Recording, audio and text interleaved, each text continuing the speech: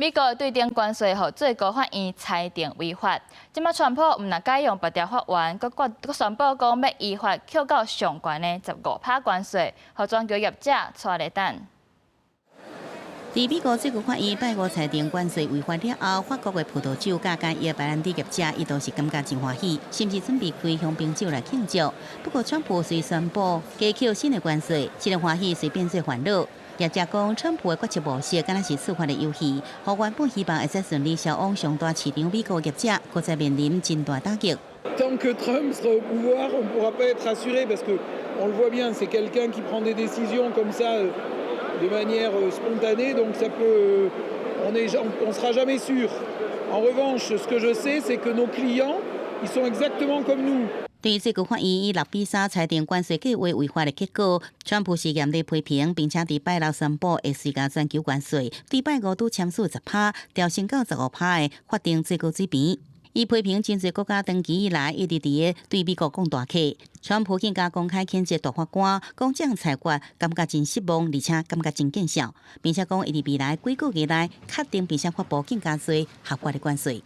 The Supreme Court's ruling on tariffs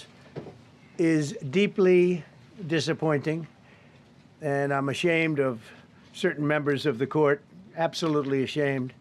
for not having the courage to do what's right for our country. 川普这么紧的反击，和全球的贸易体系搁再变做真无稳定。分析指出，关税条款唔但会造成通货膨胀压力，甲物价起价，更加增加企业经营甲投资的不确定性。亚洲法律专家观察发现，对川普这么强势关税手段，日本、韩国这亚洲国家大部分是用风险管理，并不是直接对抗，也是订购协议。Because for many of them, the U.S. is not just a major export destination. It is also a security partner,